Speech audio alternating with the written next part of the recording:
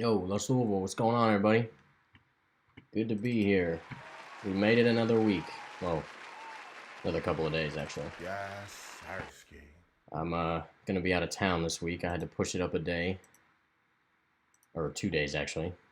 So, yeah, hope everybody's doing well. Hope y'all had a good week. Trying to get this live chat here. Every time you do this, you gotta make all these, copy the addresses. Yeah, so it'll show up.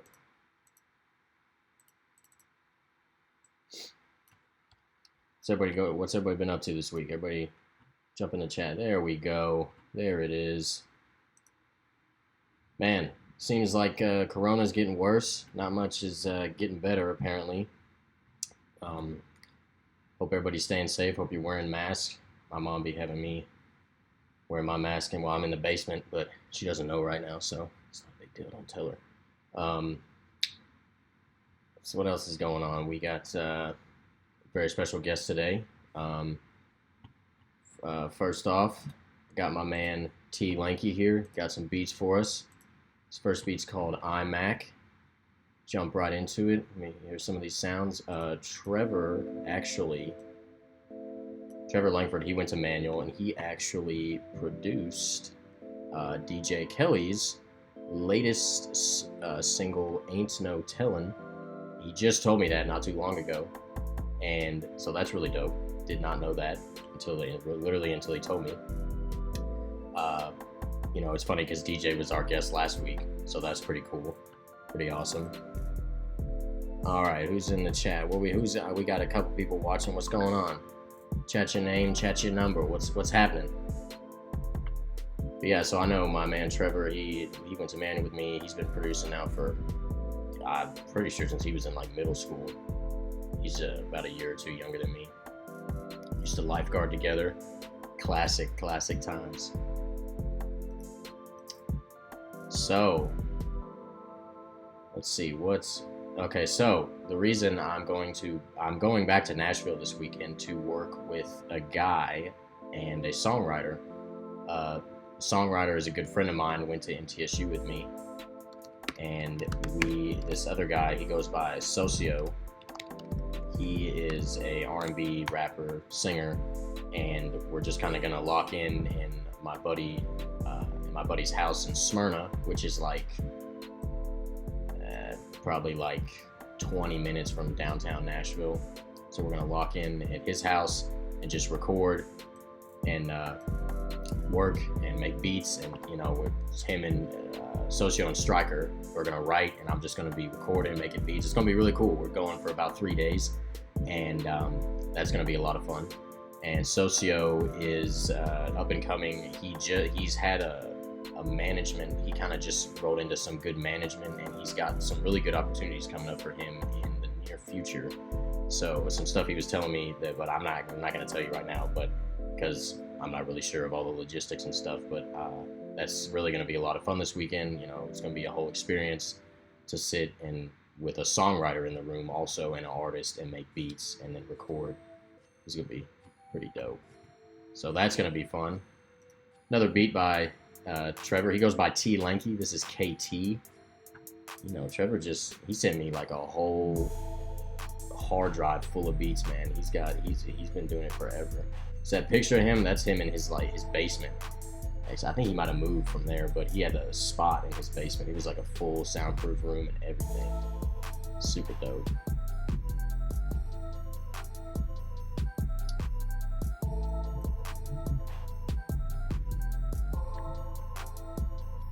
Alright guys, well, I guess we can kind of jump on into our guest for today. He goes by Mr. He is an up-and-coming singer and artist here in Louisville, Kentucky. I met him through David Lee, who was the third guest on Lush Louisville. He's a recording engineer down in Atlanta. And this guy, Mr.'s been recording music for a little bit. We're going to talk a little bit about his upcoming projects and things like that, and some of the things he's been dealing with. He reached out to me, so that was really cool. This will be very interesting. I'm thinking about, I think that was, yeah, that's pretty much the gist of it. He's done some recording around Louisville, and yeah, so we're just gonna bring him in and talk about all that. It's gonna be a great time. Thoroughly looking forward to it. Yes, Sarsky.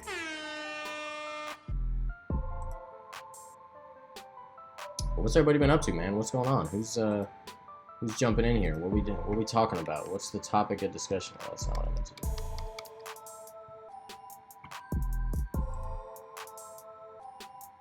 Not too many people in the chat right now, but that's all right. All right, I'm gonna go ahead and give Mister a call. So we're pretty much ready. I'll let Trevor's beat play out.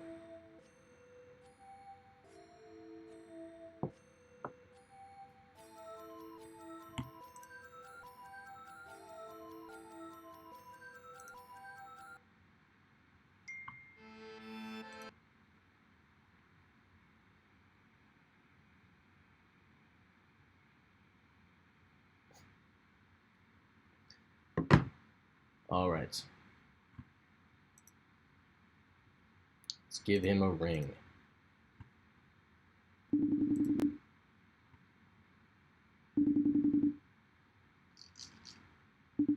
Yo, man. Hey, What's going on? How you doing? I'm doing good. How are you? Good, man. Everybody, welcome in, Mr. Music or Mister. Sorry. How you been today? I've been pretty Yes, good. How've you been? Sarsky. Good, man. Can't complain. Yes, yes. So, all right, Mister. So let's go ahead and kind of start. Just telling us a little bit about yourself and your background in Louisville, kind of where you grew up, and also the different schools you went to, man. Okay. First, my real name is Kenneth. But my artist name is Mister. And I am from Louisville, Kentucky. I was born and raised here, and I've lived in the Fern Creek area and J-Town area, and I went to Fern Creek High School my freshman year, and I went to J-Town the rest of my high school career. Awesome, awesome, sweet, man. Did you? So you're born and raised here in Louisville, and you're when did you kind of first find your talent in music and in singing, and just in music in general? My first experience with singing, kind of, and I was like, I kind of, this is kind of fun, is kind of, it goes back to middle school. When I was in seventh grade, I used to like go along and just, sing songs sometimes. Like, Right. I wasn't really paying attention to how I was singing them, or, I was just, singing a song, and people were like, oh my God, you actually have a pretty good voice. And I would sing along with Zanaya Harris. She's actually an artist now. She's Oh, been I know working who that really is. hard for years. Yeah. I went to school with her. We went to Ramsey Middle School, and we would sing all the time together. And so that's kind of how I really discovered my true love for singing. Awesome. Yeah. So how you said you've known Zanaya for a while? Oh yeah, me and Zanaya. I've known Zanaya since I was like 12 or 13. Yeah, she's been at 400 recording. I've seen her there working with Nick Meredith. She's very very good. Oh yeah, Zanaya. I love her voice. It's like butter. Yeah. Have you all worked together on any songs, or did y'all just kind of were just good friends? We haven't really worked together on any songs, but we're very good friends, and I always tell her, when she drops something, I love her, music, and I support her, and she Hmm. does the same with me. Yeah, absolutely. Doesn't she just put out a song, something like a single called Moon, Yeah. something Uh like huh. that? She just put out Moon, and it gives you that really like neo soul and R and B tone, and it's beautiful to listen to. Yeah. Well, that's awesome, man. Yeah. So okay, so you're in Louisville. You know Zanaya, and you've been singing forever. You're not really paying attention to what you're singing, but you're singing. So when was the first time you recorded yourself?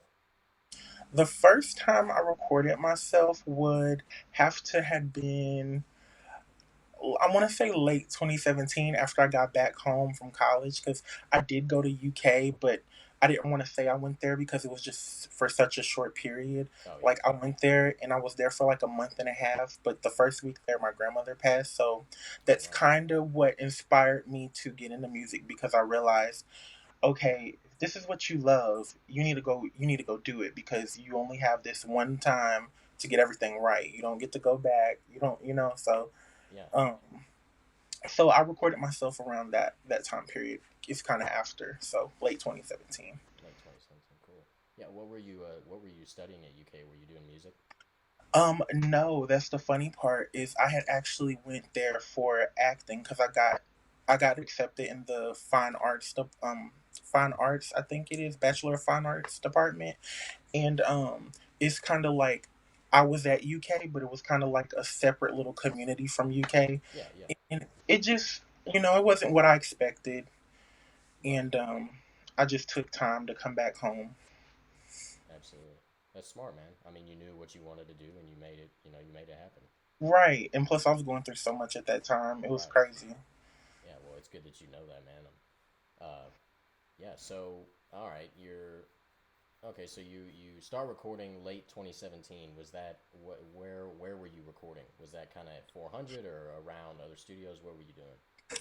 So when I first started recording, I was recording on a really I was it was just Apple headphones, like on Yeah. my garage band, and I was just like, this is kind of fun. And then I would write because I've always had a hand in writing. um Yeah. like I've wrote plays before, that have we did little contests at school, and my play made it to actors theater, so I've always been writing. And so I kind of jump started that then. But then what got me really really into like recording in a studio is when I started working at my current job.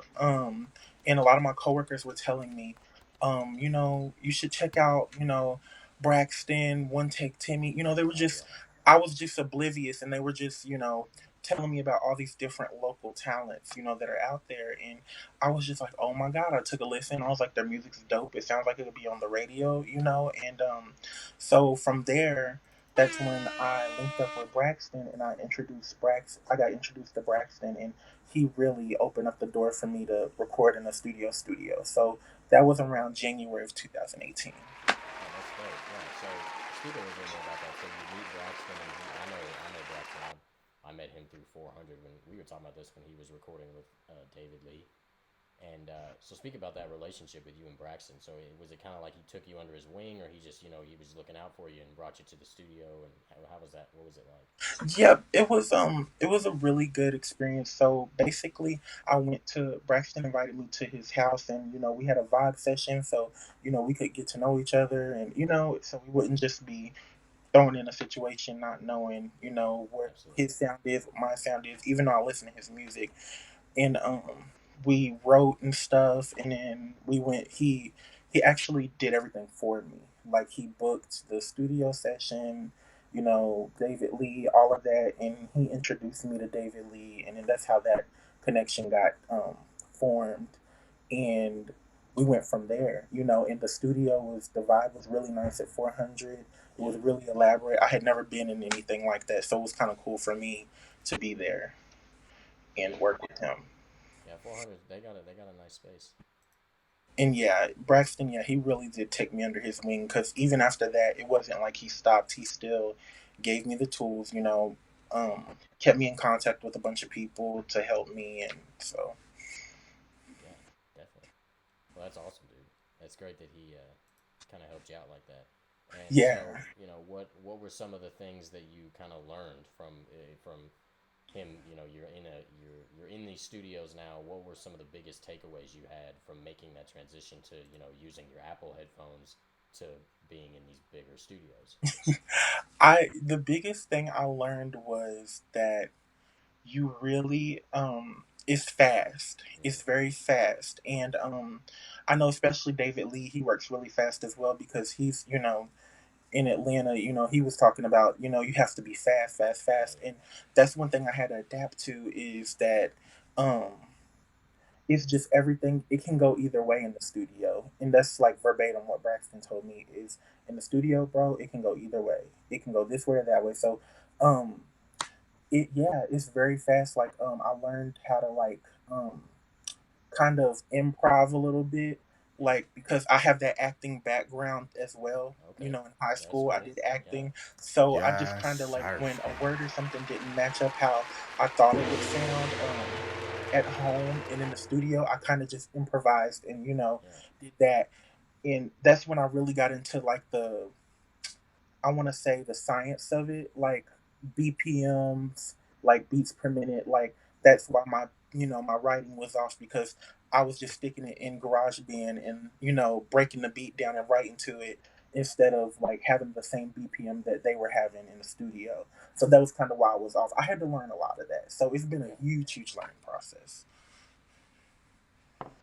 Definitely, that's really cool. What you said about having that acting background and your kind of the improvising taking place in the Yeah. studio. You're pulling from that Oh yeah. background, that talent. That's really cool. Yeah. So when you say improvising, you talking about like kind of freestyling or like like just coming up with like. I had to freestyle. I would freestyle or I would just kind of have him punch me in like, fill myself in, the blanks.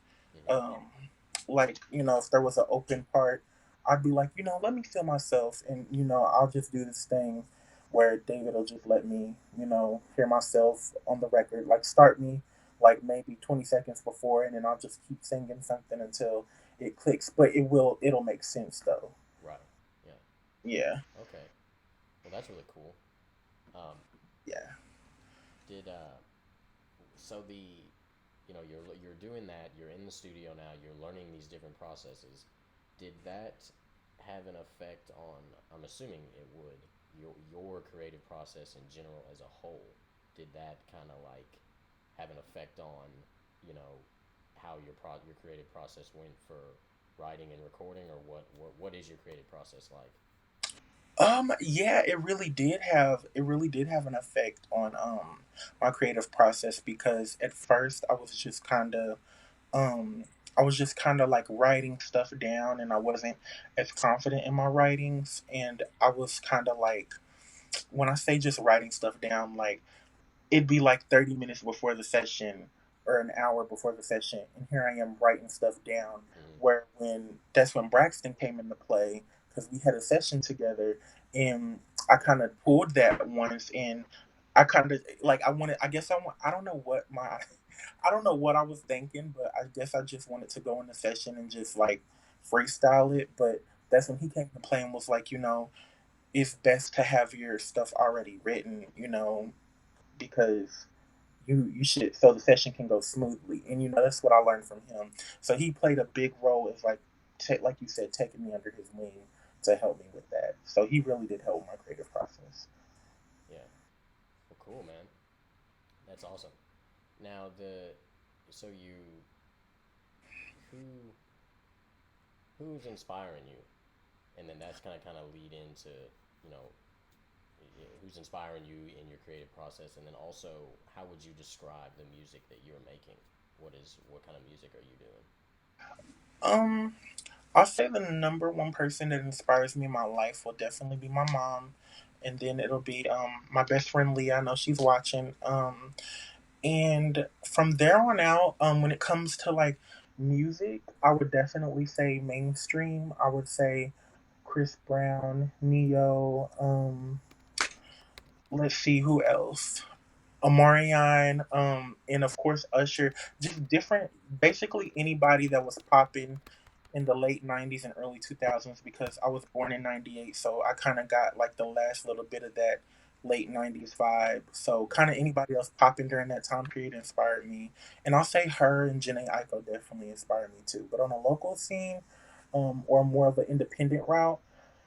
I would say Braxton definitely does. One Take Timmy. I love his work ethic too. Oh, cool. ATM, that's my guy. Just it's a lot of people that inspire me. Just so many. Right. Well, that's good. Yeah. Now those people, all these inspirations, are they kind of so they've all kind of got a hand on the kind of music that you make? How would you, if you could describe your music in a couple words, how would you say I it? would say that I definitely make R&B music. Hmm. And I would say they they don't the people that I'm inspired by like I'm not like a car. I'm not gonna try to say I'm like. It's like okay. I don't want to say this in a mean way, but I'm not just like them. Hmm. I'm kind of myself, but I do feel really inspired by like different things, like their work ethic, their aesthetics. You know, just different things about them as who they are as an artist. I really do enjoy. But as far as the music I make, I just make regular R&B music. Um, I used to make in my earlier days hip hop like infused R&B music, but now it's just straight R&B. Yeah. Okay. I got you. That makes sense. So talk a little bit about your where you're at right now with your music. You've been doing it for about three years or so, and do you have what's your content looking like? How you've been doing with that, and how has quarantine kind of been affecting that? Where are you at right now with your career? Um, I'd say right now I'm in the middle of the beginning. Um, because I've been doing this since late 2017. I really took initiative in early 2018, and I'll say that it's been a long road. It's been tough. There's still a lot to go, and Yeah. it's been it's been crazy because because I started off with my government name. I was Kenneth Brown, and then That's not I a bad name. released it. I like I that. released it. Yeah, and then after that, I released the EP, and it was called After Dark, and it had like five or six songs on it, and it was just what I was going through at the time, and you know how I was feeling to an extent. But then after that, I realized that you know, I was kind of building me a little team behind me, and I was getting in contact with other connections in the industry, in the mainstream industry. Like I had different friends reach out to me that was like, hey, like my dad knows this guy or my mom knows this, that Hmm. kind of thing. Yeah. And I felt like at that point, that's when I realized, is this really how I want my music to come off to the world? Is this really how I want to be heard? And when I listened back to my music, I was just like, it's good, but it's not really 100% me. It's not 100% who I'm being. I'm just I felt like the team that I was going to build behind me or that I was building only accepted that version of me. And Right. when I realized that, that's when I like took all my music off of streaming platforms and I changed my name and I started fresh as Mister because I feel like I'm still trying to figure out who I am and like because I'm only 21 and I feel like as I navigate through that journey, my music is gonna kind of help others understand like where I am right now. Yeah. And as far as like how my creative process has been compromised during quarantine, it's really went a lot smoother actually, because shout out to David Lee again. You know these people I keep them in close contact, so I'm always in talks with them. But he actually I had bought equipment like a while back, and I just never used it. I just kept going to the studio because I felt like because I was listening to different people, I felt like that my equipment wasn't good enough for me to make music in my room. But David Lee was like, "Oh no, you can use that. You can use that." And I'll let you hear a snippet of a song that I did with that equipment. Yeah. And so it's I've been doing it because you can't really be in contact with too many people with this coronavirus going around. So Yes. True that. Very true. So David did kind of help you do your home studio setup. oh yeah, he did. He helped me with everything. I have like a mic stand right here, a chaotic eyeball, and a Okay. reflection shield, and I have like I think you can see like I have some reflection, some acoustic foam over there and over here. So I kind of Cool. Yeah. So you got the whole little studio going. That's good, man. Do you yeah. do a whole lot of home record? I mean, I know you just said you weren't really using a lot of your equipment because you were in the studio so much, but are you now and kind of like during the quarantine ish were you doing Definitely, right? definitely. Like there's been times I wanted to go to the studio, but I couldn't due to due to the quarantine, and even after they opened everything back up, I feel like they did so prematurely that I didn't feel comfortable Yeah. going to any studios because everyone says that they're gonna sanitize and stuff, but I've saw firsthand with different institutions and businesses they don't really exercise that Yeah. statement. There's So nobody mandating that, you know? yeah, so I didn't feel comfortable because like it was funny because I went to the studio. The last session I had was at Huge Music on March 6th and March 7th. I had like this 18-hour session where I had like a break in between there. So it was like Friday and Saturday.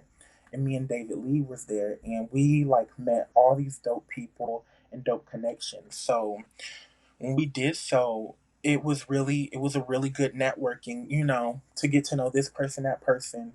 And I feel like coronavirus kind of robbed me from that and some other people because that's Yeah. how we get known, that's how we connect, that's how we network in this industry is coming in close contact with each other and passing by. And I feel like it definitely robbed some of us of that. Oh, yeah, absolutely. It for sure did. It just took away that. I mean, we couldn't meet up with anybody for a while, you know? Yeah, yeah. Hmm. So, so that's happening. You're at huge music studios. Any other studios you're going to? I was going to Out the Box pretty Out the regularly. box. And before that it was 400. I did one or two sessions there, but not very often because it was just so out of my way. But I love the setup. And Out the Box was always definitely closer to me because I live in J Town. And Mm, so cool. Well, I've heard really a lot about huge music studios. People tell me I need to go check it out. And can you describe it, man? Like, what's it like? the vibe is insane. I just want to say that when you walk in huge, it's almost like a time capsule or something. Like it's like a time machine because when you walk in there, no shade to Louisville because Louisville's dope. I love Louisville, but when you walk in there, you don't feel like you're in Louisville anymore. You just feel like you're somewhere else. Like maybe you're in LA, wherever you want to go, wherever your dream place is, you feel like you're there. And everyone's just so friendly there. The staff. Shout out to DJ Seizure. He's really really dope.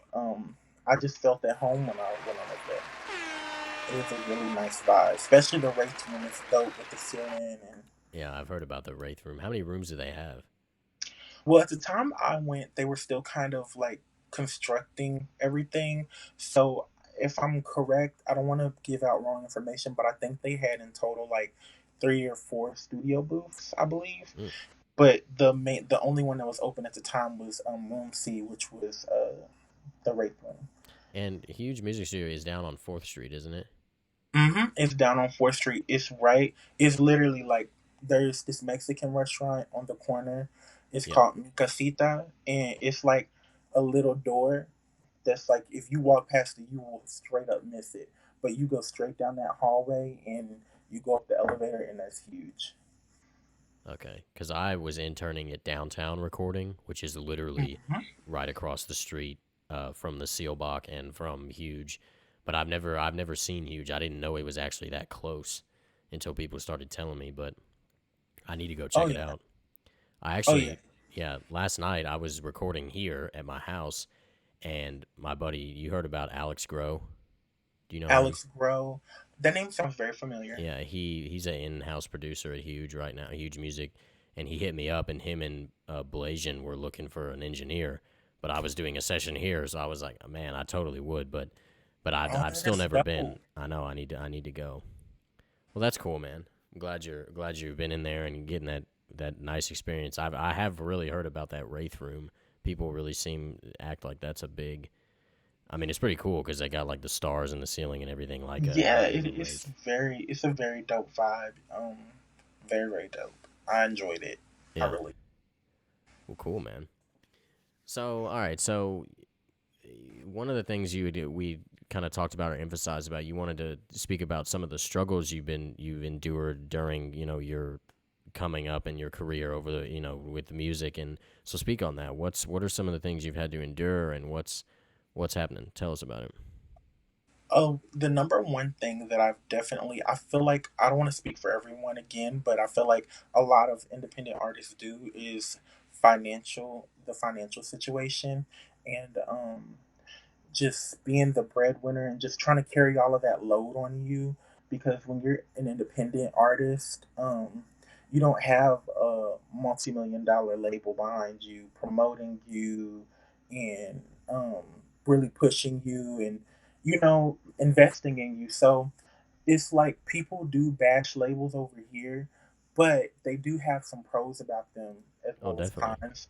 And definitely. the same thing with being an independent artist. It's like you have full creative control, but you have to do the footwork. It's really about you because you're independent. So that has been a main struggle. It's just been trying to get in the studio, make ends meet while being while trying to be a regular normal person, and Yeah, it feels like you live a double life sometimes. right. I tell people a lot because I'm coming in from work writing, or I'm coming in from work, oh well, maybe I need to get this ready for this, or am I going to have a photo shoot, different things like that. So another struggle would definitely be trying to master my sound. Um, Trying to master my sound has definitely been a huge struggle for me because when I started out, again, I wasn't being like 100% authentic me. I was just trying to fit into this pocket and trying to, Yeah, generate some kind of revenue or whatever. But after I realized, this is what I love to do, I have to love it. Because if I don't love it, then what's the point of me doing this? So once I exactly. mastered that sound and I started having fun, I was like, so now on my new project that I am working on, you guys will kind of hear, the evolution. I Yeah. have all my old tracks on my SoundCloud. Oh, yeah. So there was one thing you just said that I was gonna go off of. Oh, the kind of so the life of an independent artist. You're. I spoke with DJ Kelly last week about this too. He was telling me, literally what you just said. Am I gonna do a photo shoot? Am I gonna, the whole financial situation in Yeah. general as an independent artist. I mean, you handle all your money, and Mhm. literally you can. But one of the pros DJ was telling me was that I mean, you can literally do whatever you want, Do whatever. but Hmm. you got to be smart, obviously. But yeah, you definitely have to be smart because although you can do whatever, you just have to. I've here lately. I've been making a budget. Like I've been making budget plans because it helps me. Because I'm the type of person that I have to be strategic because it helps me stay on task.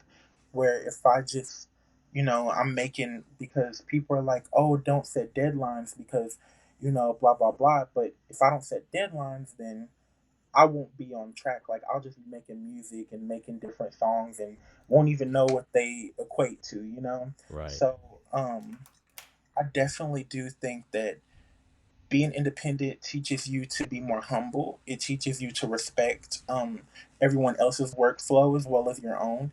And it really does Yes, humble I you feel because you. that's when you learn, okay, like a mainstream artist might have this huge ego about themselves and might come in and be really rude or disrespectful to the crew, like the engineer and the interns or whatever. But when you're independent, you paid for all of that and you learn that those people need to have their money just like you need your money, Right. and Yeah. that's been a huge thing with me. Like at my day job, like if I'm on mandatory overtime or they tell me to come in and I done booked the studio session, well, if I don't go into work, I'm gonna miss money. Yeah. If I don't go to the studio session, I'm gonna lose money and I'm gonna lose my art, you know It's a good way of because putting it. L- yeah. losing your art. That's never heard that before. That's really dope. But you're right. I mean, it's like there's so many balances, especially with money limitations, financial situations, and being independent. It's definitely, you have to really think about how you're spending your time and what's worth your time. Definitely is definitely the biggest one of the biggest key factors as an independent artist. What is really worth your time? Yes, And sir. like a day job plays into that. Being in the studio plays into that, obviously. So, Yes, it is really a challenge. but Definitely. yeah, I'm sure you're growing and learning a lot about yourself. Oh yeah, I've learned so much about myself in this. One thing I definitely learned is I am like a perfectionist. Like David Lee will tell you that as well. Like when he was working with me one day, he was like, "Oh my God," he was like, "I'm mixing everything up." He was like, this song, remember, it doesn't sound like it was recorded in my mom's basement. It sounds amazing.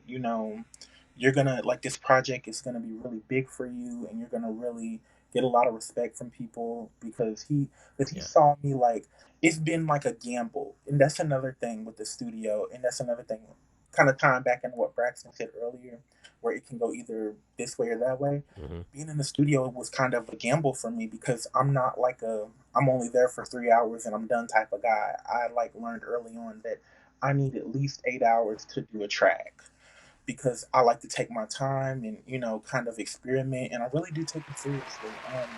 Like I remember just being in one session. It was actually my second huge session where I did this song, and it was really it was really hard for me. I spent like 4 hours on the trying to make the hook right and the verses right. I spent 4 hours on like just a couple of lines. You hmm. know, so it's kind of like, it's up to you whether you want to make that sacrifice to make your music, come out Yeah, good. that's important. You're gonna have those. Now, there's one thing to be like. It's funny. David Lee told me this too, that if you come in and you expect just to freestyle a whole rap, that's not really using unless you're really good at freestyling. That's not the Right. best way to use your time. Now it's one thing what you're describing is you come in, you're prepared, but you're just not hitting it, you're just not getting it right, and you just work and work and work, and you're making that sacrifice, kind of a time and money thing, but Hmm. for the sake of your art, so you don't lose your art. Yep. There you go. That's dope. Yes. Man, it's amazing to hear everybody's different stories and um, mindsets and processes because it really opens my mind too. That's real, Yeah. man. Yeah, I've made a lot of sacrifices in the booth like that. It's just been like, if this isn't right, I can't just half-ass do it and put it out. Sorry, I Yeah, don't know if I absolutely. can cuss, but Yeah. Okay. So, all right. So, what am I? What's the any sneak peeks or any thing we need to know about your upcoming projects? Any plans you can lay us a detail for us? What's going on? I plan to release it around my birthday in October. October 12th is when my birthday is, so I plan to release it around that time if everything runs smoothly. Um, so yeah, my project, I am still working on it. I'm trying to finish everything up and get it mixed, and I'm trying to get the copyrights to, kind of clear and stuff. So I'm taking it a lot more serious this time around than just releasing something.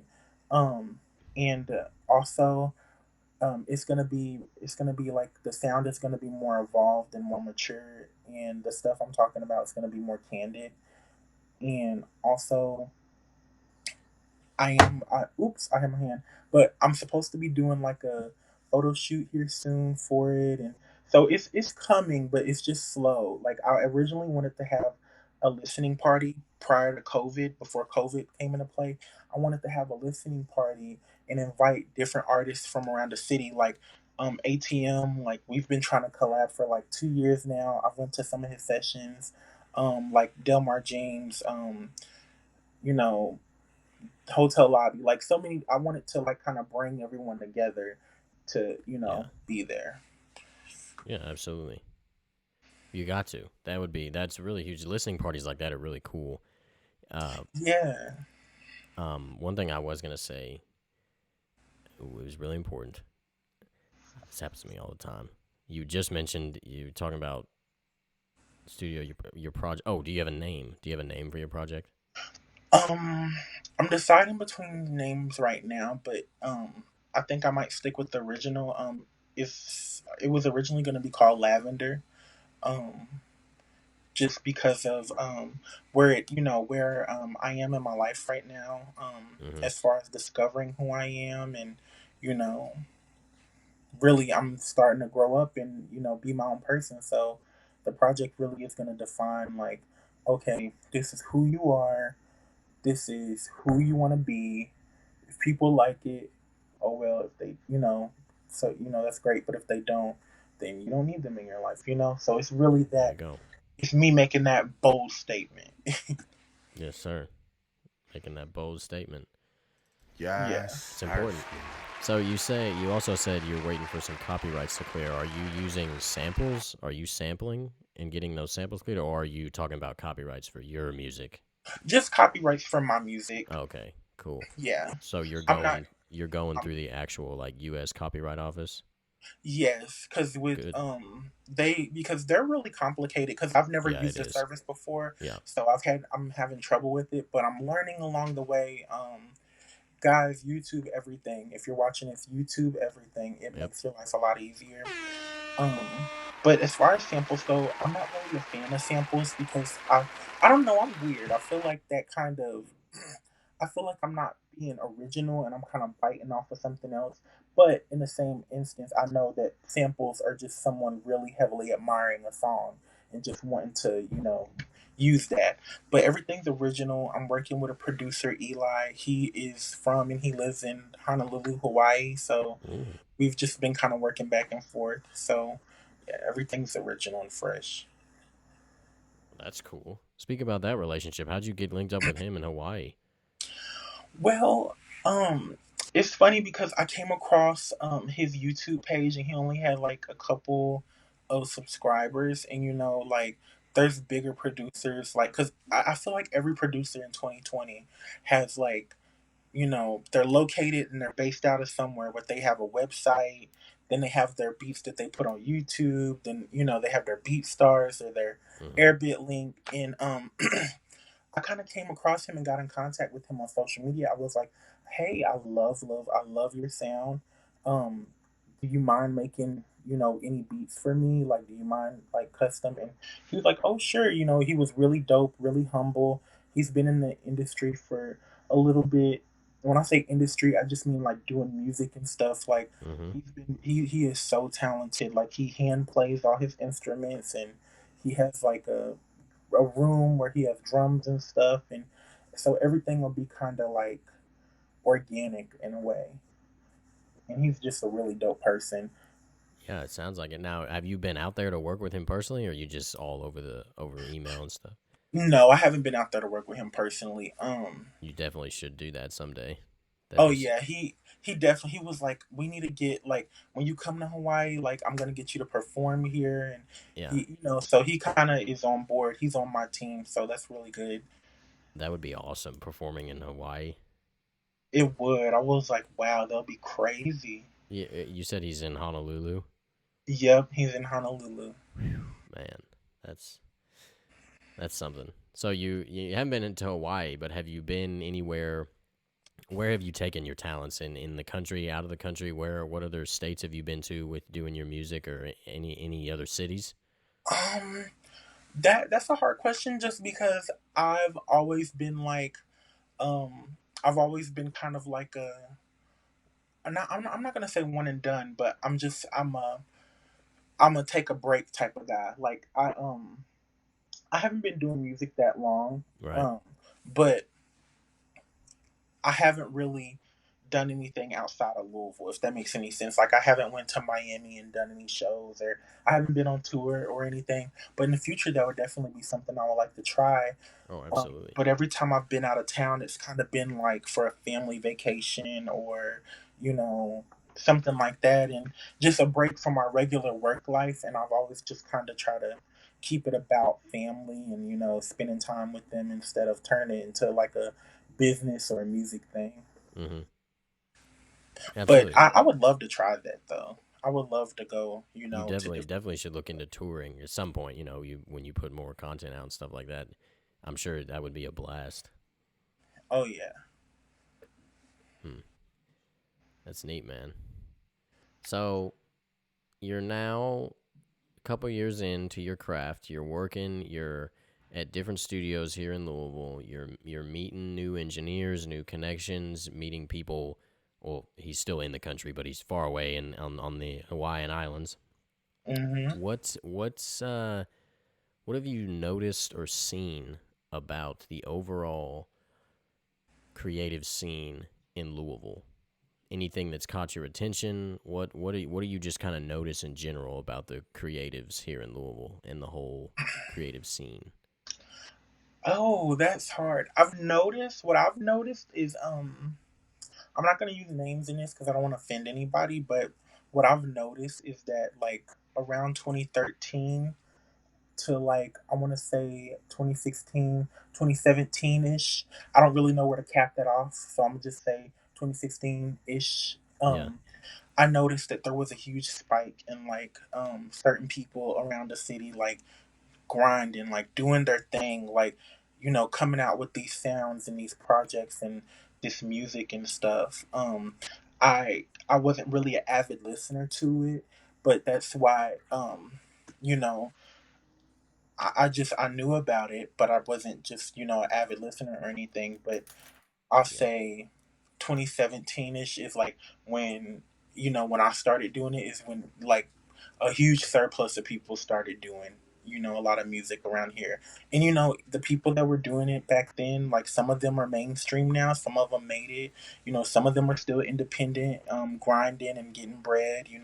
Doing their thing. Hmm. So that's what I've mainly took a notice to is it's just so vast here. You just don't know until you really sit down and look at it.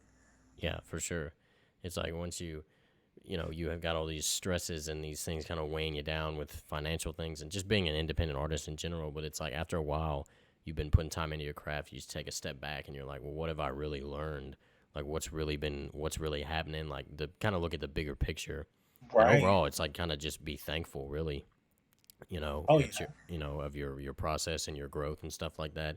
And then you take into account like, well, the whole creative scene, like what it's really been like.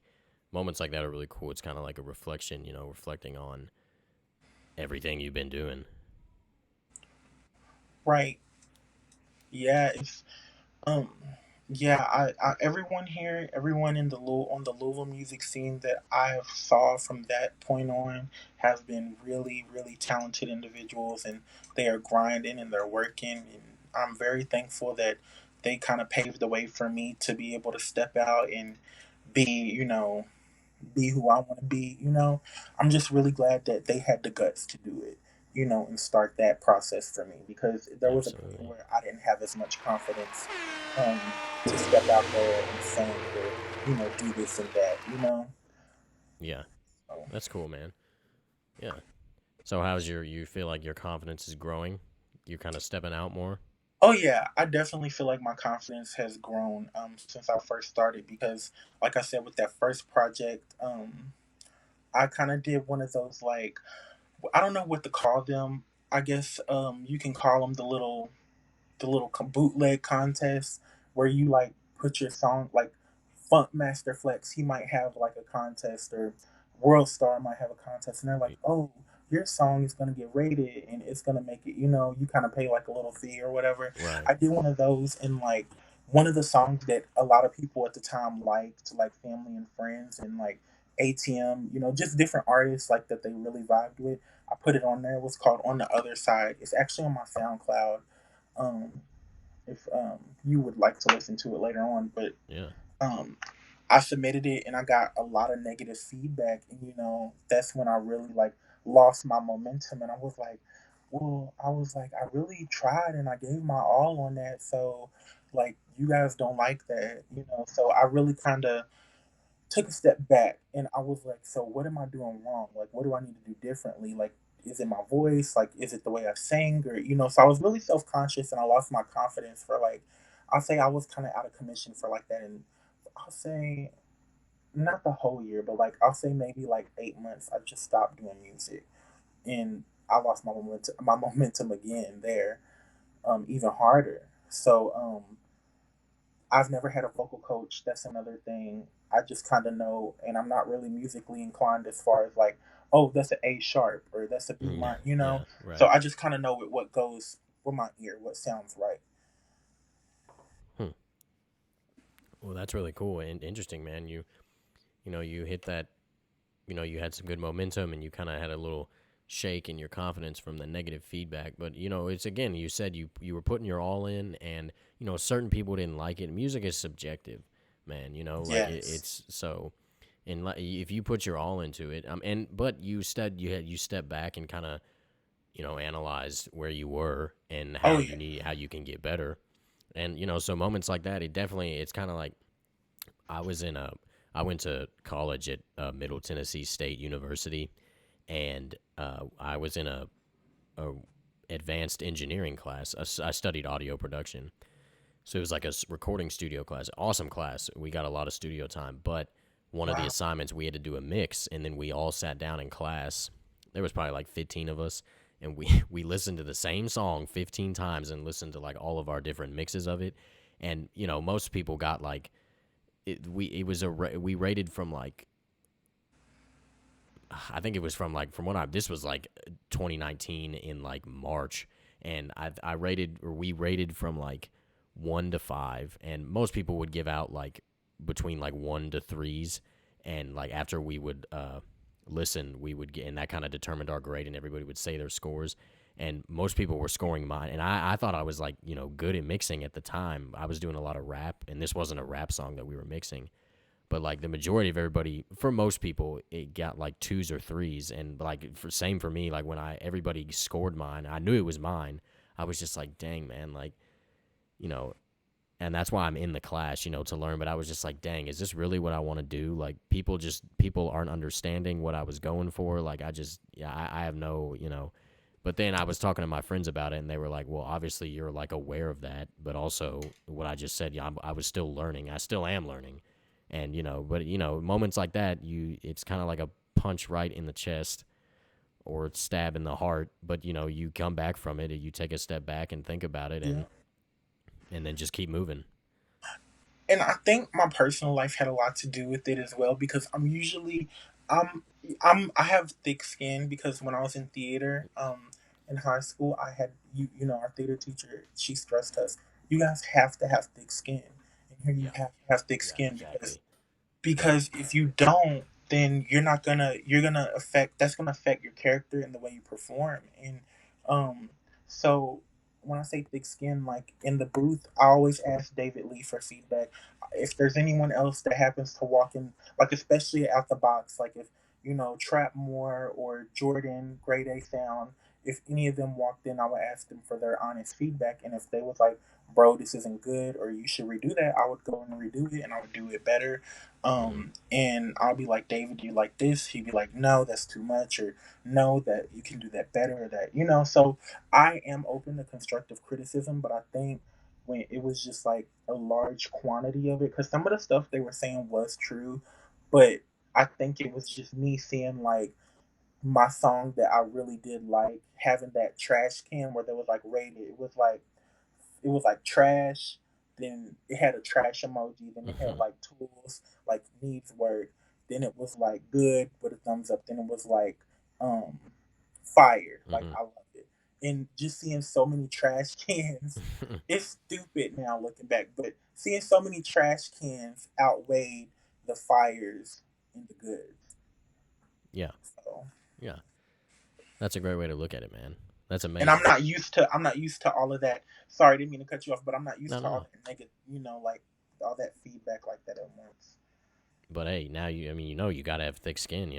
That's true. Yes, you do. You Not know, t- everybody's gonna vibe to your music. right? Yeah, and take it with a grain of salt and just keep moving forward. That's all you can do, man. All right, Yeah. so kind of, we're talking about the Louisville creative scene, the things that you've seen, and people are making it. Some people are staying independent. Where do you see, and not even from a, well, I guess we can kind of focus more on from the standpoint of music and artists. Where do you see Louisville's artistic and creative scene in the next 5 years? Do you think? Wow, that's a bold statement. This is gonna be hard because Yeah. it's in 5 years. 5 years for some things it can be a really long time, and for some things it can be a really short amount of time. I'll True. just say that based on what I saw, not Yes, just being Ersky. subject to just music, I'll say photography, you know, I'll say hair, like beauty, like even the beauty industry. I'll say all of that stuff, like when it comes into being art, just everything that everyday people don't do. Acting, I'll just say that I feel like it's gonna expand. Expansion wise, it's gonna get way bigger. I'd say triple or quadruple the amount of people and artists and creators are gonna be there in 5 years. But I feel like for evolution wise, it's gonna take a lot longer as far as like having the right, you know, having the right people in here to help Yeah, everyone kind of drive that, their life or whatever yeah. down The the path it they need to go, yeah. It's kind of like the entertainment business. It's something I kind of focus on, or that I've been talking about, or kind of preaching. Honestly, is the at least from the music standpoint, the music business here in Louisville is the talent in here in Louisville is outweighing the music business very much. Immaculate, Yeah. yes. Like the actual business side. And me and DJ Kelly were talking last week about people like John Woo. You're familiar with him, right? You know about John Woo. Yeah. I've heard of John Woo, yeah. Yeah, he I mean, he does. It's not just him, but he's kind of like a prolific figure here in Louisville as a kind of like a music mogul, producer, manager, and he's all about kind of what my goal of this podcast is just linking people together, shining light on different creatives and getting their stories. That's my goal, and he does the same. He'll hold these uh, producer and artist panels whenever he does the next one. I'll definitely let you know about it. If you don't follow him on Instagram, I think it's just John Woo Beats, but he does these panels John Woo at Beats. Yeah, I definitely will follow him. yeah, and he does these like connection networking panels at La La Land Studios. And if you're an artist or producer, you just show up and sign in, you get a name tag, and you just meet people and link, and you listen to people give their or some people will play their music, and some people will do like a performance, and then you just link and meet with people. It's really cool. That I went sounds to two of them. fun. He only had two of them. He had one in January and one in February, and then uh, Oh, after COVID. that, yeah, right, exactly. But it was awesome, man. It was really really cool. So I know I talked to him not too long ago, and he said this was in like April, and he said that hopefully sometime in May that we'll have the next one, but obviously that's not happening. I know. Yeah. I Oh mean, it's my about God. to be August, dude, and they're talking about sending these kids back to school. I know that's so crazy. I'm glad here that they're, in Louisville that they're just, polio. It's funny because he was my principal in high school. It's funny, not funny, but it's great that they're not sending them back and they're starting them off on NTI from home with the Chromebooks and stuff. Mm, And, they are making sure that kids get their Chromebooks and stuff from what I've heard. And, I just think that's wonderful that they're doing that here. yeah, And, in other places, it's just not looking good.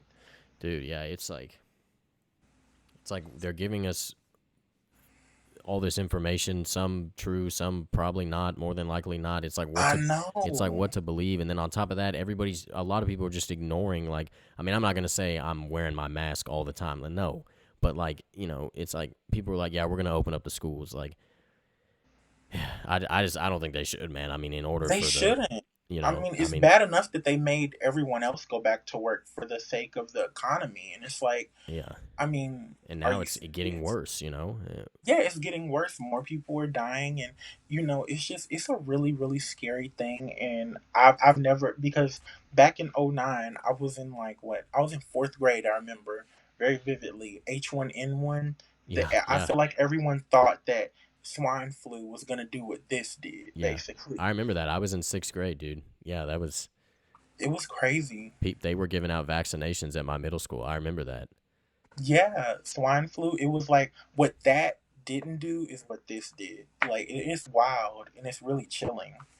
Yeah, dude, very chilling. But on a brighter note, we get to do things like this, stream a podcast, get your Yep. story, different artist stories. Still, We've had a lot. You're actually the last artist for this season. This is episode 9, and then episode 10 is next Saturday. I've got a different creative on here, but for the past like 6 weeks, I've had just straight artists on here, recording artists from Louisville. So you're rounding it out, man. It's super dope, bro. that is dope. I'm I so glad to be on here and be a part of this. This is really amazing. Absolutely. Well, I appreciate you reaching out to me, man, and trying to get on here because you're opening Definitely. We were talking about earlier, just kind of opening my mind. You talking about um, you being in the studio, and the whole confidence thing, and taking a step back and realizing, you just got to keep moving forward, all those things, and not losing your art and your Yes. financial. That was big for me. I never really heard it like that. The sacrifices Yeah. you have to make in order to not lose your art. That's big. Yeah, and if you've done that a lot of times and you're in attendance trouble, you have to decide, am I gonna lose my job or find another one over this? Like, and I'm used to this flow of money, or am I gonna go over here? So Yeah, it's a lie, and people don't realize it's a lie. And it is a lot. one more thing, I just think Yeah, that go my ahead. confidence kind of stemmed from me like being in school and just kind of hearing like all the negative things that people were saying about local artists, like Yeah, like, oh, he's a SoundCloud rapper, and you know I would just be like, what? And then I would kind of laugh at some of the things they would say, but then when I kind of like took a step back and I was like, like that is kind of lame. And then when I wanted to get on the music scene, I was just like, it's not even like that. It's not even like what they were saying. And that's kind of why I was hesitant, because I was like, am I going to be like one of these SoundCloud rappers that everybody was talking about? Or, nah, you nah. know? Yeah, So it's a different. I'm definitely glad. I'm glad that I really took um, the initiative to do it, because it's just yes, a sir. really great scene filled with so Yes, many I great and feel talented people. And I just wish that people from like there are a lot of people that do support local talent, but I just wish that everyone like was kind of more open minded about it. Yeah, it definitely. That's another thing with the Louisville creative scene and the entertainment business, or more from the music business perspective. A lot of people here nickel and diming each other, man, and just like, I like know. not. I wouldn't even say people trying to hold each other back, but like it's just there's me and also Russ Guapo talked about this. There's more. He said there's more. There's definitely more hate here than there is love, and I could totally see that. I could understand that.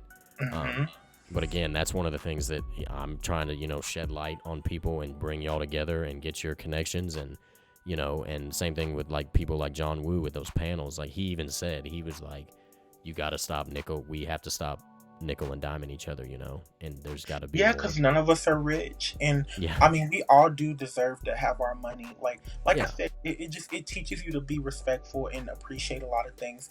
Like what was I gonna add to that? I was gonna say that, being an R&B artist, it is a lot. Like you can ask. I mean, ATM have talked about it. Like speaking just for solely for myself and him, from what he said, it's just been harder as R&B artists to come, like not really come up, but to like yeah, gain any like type of momentum as much as like your rappers and stuff, because everyone loves like that. A lot of people are like, oh, I don't want to listen to that sad. And right. it's been kind of more difficult here, because I noticed that a lot of the rappers do get a lot of the attention, and I'm not saying that they don't deserve that at all. They deserve everything that they've put all their hard work into.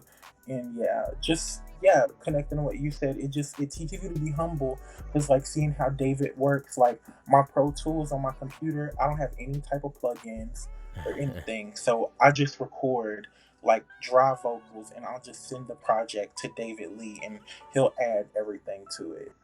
Yeah, So it taught me to like respect, like, okay, like he needs his money. definitely. But still, I get what you're saying. Yeah, man. We can't keep nickel and diming each other. Yeah, bro. Cause or That's me and Eli, we wouldn't have had to have the connection and been able to work how we have these past few months. Like that same beat I sent you, Too Sensual, that's hmm gonna be on my project. yeah, That beat was made by Eli. And the one I played yesterday, I'll let you hear a little bit of, that was made by Eli. So if he was like, oh no, I'm gonna have to charge you $1,000 or 500, we would have never been able to work. But he's been really humble, and he's all for it. yeah, man. Well, sweet. That's amazing, bro. You got an amazing story, dude. Keep it up. And let us know about this upcoming project. You're doing. That's pretty soon, man. We're coming up on August, but you trying to shoot Yeah, for October. That's soon, good man. it's very soon. I can't wait to share it with everyone. Um, Absolutely. So everybody, you all can follow Mister. He goes by Mister at Mister Music. Where's my mouse? There we go. at Mr. Music Official on Instagram for all his updates and stuff with his upcoming project. And, Mister, I really, again, appreciate, you opening my mind and coming on here, telling your story, giving some advice and, being comfortable talking about the life as an independent artist and your confidence and things like that. Because those are key, man. That's what is going to open people's mind. Yep. I appreciate that, bro. You got a big future ahead of you, bro. You got a great voice too, man. Thank you so much. I appreciate that. Seriously, absolutely, man. You got a great voice. Do you you have any last words for us, man? Last words I'm gonna have to say, if you are watching and you are a family, friend, or supporter of mine, you guys are amazing. Thank you guys for sticking with me. And if you are just like a independent artist and you're looking to take your career to the next level, or you're just lost, just remember to just retract, think about Yes. what you wanted when you first started, and don't get too caught up into like the aesthetic of things, and because you can always work on that as you go, and just be yourself. Just be yourself, and don't be afraid to ask and make connections with people, and that's the only way to win. Facts, man. That's amazing. You just said it all. You wrapped it up right there. Said everything you need to say in that, man. That's it. If you're feeling lost, keep moving forward and keep doing your thing, bro. Man, I appreciate that. Yes. Well, all right, No Mister. problem. I appreciate you coming on here and reaching out to me to do this. You're my last artist for season 1. It's been a great show, great episode, and I'm grateful to hear your story, man. Thank you so much for having me. It's been a pleasure. Absolutely. Appreciate you taking the time to do it. And, I'll keep in touch. After season 1 is over, I'm going to reach out to everybody that was on season 1 and see how they're doing, what's been going on, what's happening. And then I'm going to do some kind of like recap video. I'm going to go back and I'm going to watch I don't know. I'm still thinking of what I'm going to do, but it'll be something cool. And, so I'm going to do that, and just keep in touch, man. I really appreciate it. And be safe. Wear a mask in public. Thank you so much for having me on here. Absolutely, man. I'll be in touch, bro. All right. Thanks. Absolutely. I appreciate you. Be safe. I appreciate you too. Bye. All right.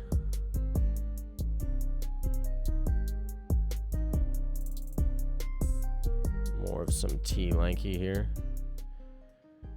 All right, well, definitely a good quality show, man. I really had not had any contact or didn't really know anything about him until today, man. And his story really kind of surprised me, his ups and his downs, but again, I didn't know anything about him, so that's really cool. Just again, the goal is to bring people onto this podcast like him, and they share their stories, and then more people can connect with them and reach out to them. And I think it's cool that I'm being able to like tie in other episodes, like I was talking about last week's episode with DJ Kelly and with Russ Guapo. Things like that I think are cool because I'm able to relate to what they were saying to what the current guest says. So that's really dope. But well, guys, I appreciate everybody tuning in. We've got one more producer here, my guy from last week, Bailey Hutton. He's got a song here titled Trying. We're going to play it out, let y'all listen to it. Kind of a nice Lush vibe for a Lush Louisville podcast. He calls this Trying. Let's see. Yes, sir.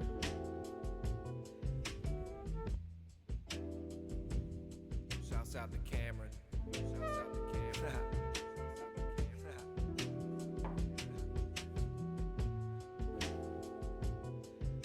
I'm looking for my place and time. I'm trying to find some time in the night to find some space in the room to bring the vision to life and express what I've been thinking and capture what that shit like. Having trouble translating my thoughts to words on the mic. Shit been cloudy in my head. Need to detox my mind. Crack the window, sage burning. Seen a demon fly outside. But why I'm still feeling bad vibes? In the last 3 months you seen me quit about 3 trash jobs. Too much respect for myself for me to waste all my time. I said I miss all my friends, but that's a 4-hour drive, and I got problems to solve. You best believe I've been trying to make a living from run this motherfucking music or die. I got that merch on the line, I got that work on the way. I got so much in the vault, but you should see where I stay. I got so much on my mind, I got too much on my plate. But I make it happen despite what you might hear some say. On the road to better days, and that street's one way. Hey. That street's one way. On the road to better days, and that street's one way. Hello, good morning, good evening. I swear you can't fight the fate. If you're a producer, send me beats. I'll play them. Just put your pictures up here, your Instagrams. Trevor's Instagram is t.lanky, and Bailey Hutton's is at real Bailey Hutton. So check them out.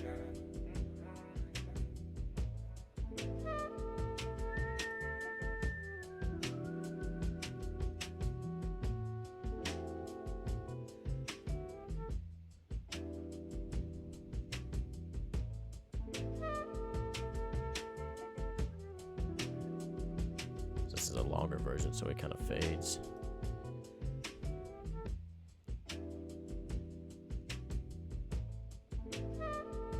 This beat's fire. This is another one of Trevor's, T. Lanky's. It's called Let's Get It. Uh-oh. He got a little pump on this. T. Lanky.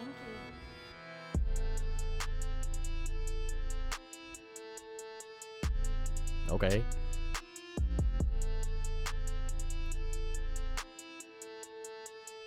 Go ahead, Trevor. Go ahead.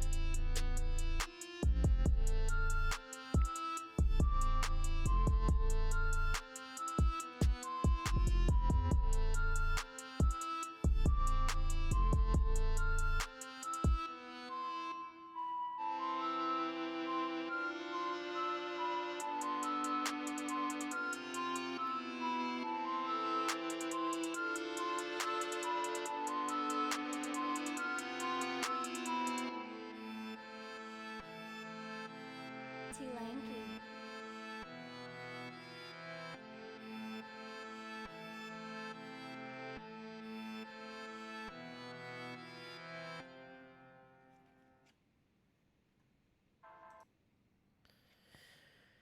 All right, guys. That is it for Lush Louisville episode 9. It has been a pleasure.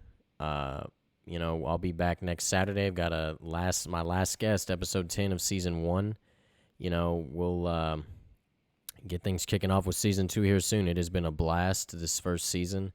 Time's been flying. I appreciate everybody tuning in. And Lush Louisville, we are out. Yes, Everybody be safe. Sirski. Have a good week. Let me know what's going on. Keep in touch. Again, if you're a producer, reach out to me. I'll play your beats. And everybody stay safe. Lush Louisville, we're out.